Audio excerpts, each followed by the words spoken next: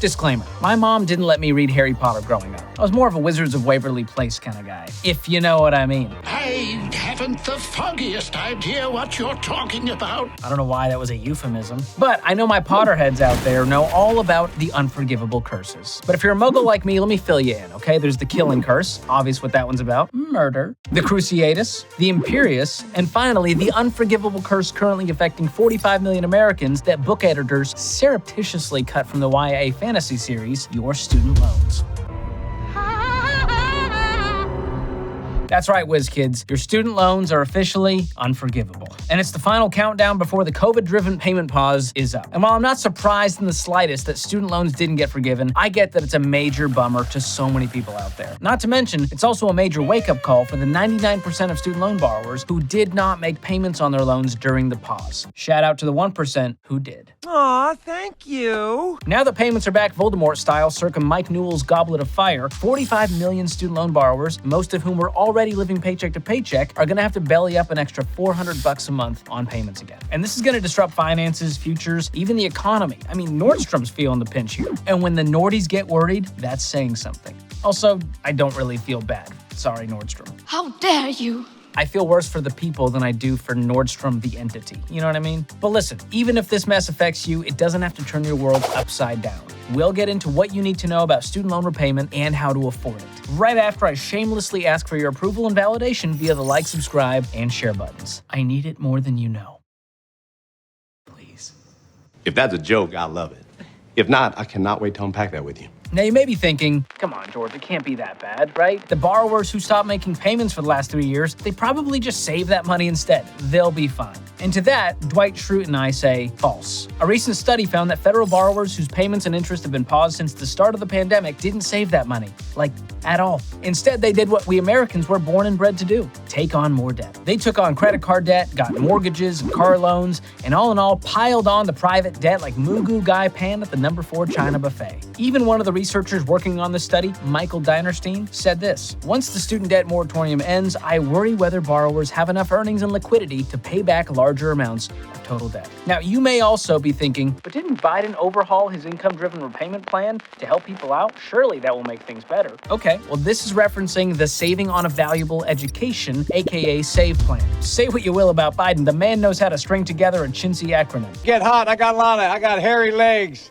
Loves an acronym. Now, it might seem like it's doing you a favor because it gives you a lower monthly payment, but that sneaky Pete actually drags out your debt way longer, causing your balance to go nowhere. How is that possible? Well, because smaller payments mean smaller progress. So instead of speeding up your debt payoff, these IDR plans slow it way down. And instead of inspiring you to increase your income, they encourage you to keep your income low so that your payment stays low.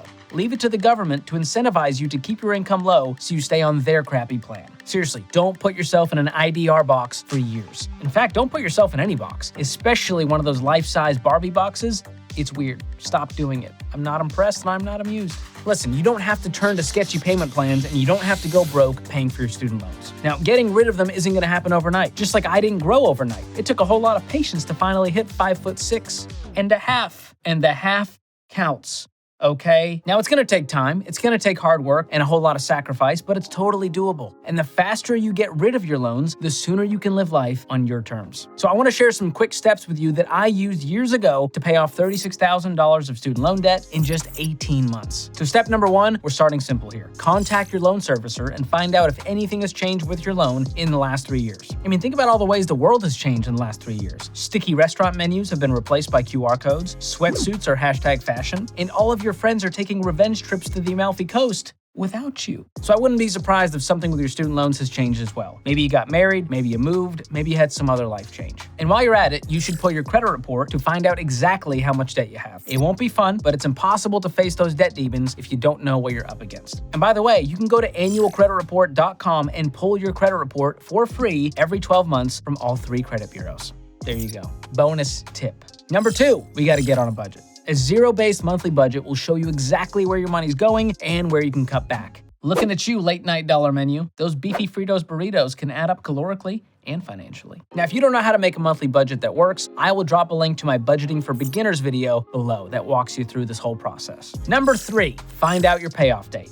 Now, there's actually a student loan payoff calculator where you can figure out your payoff date using real math and real numbers. You just enter in your monthly payment, your loan balance, and interest rate for each student loan you've got. Then you'll see the date you'll pay off each loan, assuming you keep making those minimum payments. Now, if you don't like the date that you see when you punch in these numbers, don't worry. Just move on to step number 4, which is pay more than the minimum payment. And this isn't some overly aggressive CrossFit-like strategy. No burpees here. You see, if you're only paying the minimum payment each month, you might not even be breaking even with the interest you're piling up. It's like trying to empty a sinking ship with a Stanley Cup. Not even that ergonomic handle can save you now. Instead, by making larger payments, you'll be able to attack the amount you owe faster. But let's say something like the George Kamel channel inspired you to pay just 20% more than that minimum payment each month, putting your monthly payment at $512. Well, then you'd pay off your entire loan 2 years earlier and save almost $3,000 in interest. Now, to be fair, taking 8 years to pay off your loan still sucks in my book, and I think you can do better. So start dreaming with the student loan payoff calculator to see how extra payments can speed this up.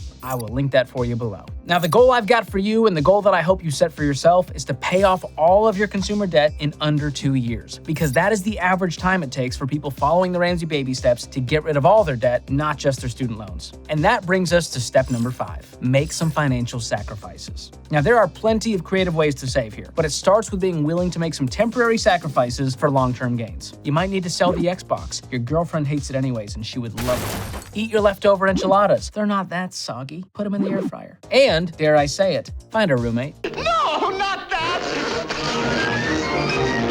I know. They're not all murderers. I'm just saying. You're gonna be a roommate. You're not a murderer, are you? I hope not. I don't want any murderers watching this channel. Leave. Unsubscribe and leave. You're not welcome here. Remember, these sacrifices won't last forever. You're gonna be playing Call of Duty and eating those fresh enchies in solitude one day very soon. Step number 6, use the debt snowball to pay down your loans. Now, the debt snowball method is all about paying off your debts not by interest rate, but from smallest loan balance to largest loan balance. And I'll spare you the gory details here because I did a whole video on the debt snowball where I break it down, and I will link that below for some further watching. Step number 7, throw every raise, tax refund, and birthday cash from grandma toward paying off your student loans. And do it as soon as you get it, before you even have time to think about the new iPhone or before you lose self-control. Step number 8, increase your income with a side hustle. Now, there are plenty of awesome and legal side hustle options that are pretty darn lucrative. When I was paying off my student loans, I was driving for Lyft and Uber, and I did freelance marketing work to pay those bad boys off even faster.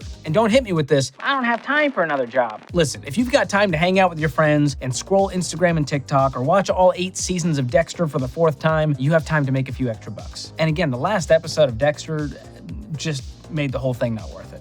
Terrible. Step number 9, stop holding out for student loan forgiveness, no matter what they say. And who's they? Politicians. Listen, politicians are like the bad boy Tom Petty sings about in Free Fallin'. They'll just break your horse-loving heart. Sell the horse. These politicians make a whole lot of empty promises to try to get your vote. And at this point, there's a higher chance of me hitting 6 feet than of student loan forgiveness happening. And it doesn't matter who's in the White House. You are responsible for taking care of your money and your debts, not anyone else, so don't bank on it. And lastly, step number 10, refinance if it makes sense for you. How do you know if it makes sense? Well, you gotta be able to check off all of these boxes. It's 100% free to refinance. You can get a lower interest rate. You can keep a fixed rate or trade a variable rate for a fixed rate. You don't have to sign up for any longer repayment period. You don't need a cosigner. You haven't recently declared bankruptcy, and it will actually motivate you to pay off your student loans faster. If you can say yes to all of those, it could be the right move to refinance. The goal with refinancing your student loans is to pay less each month with better payment terms for a shorter amount of time.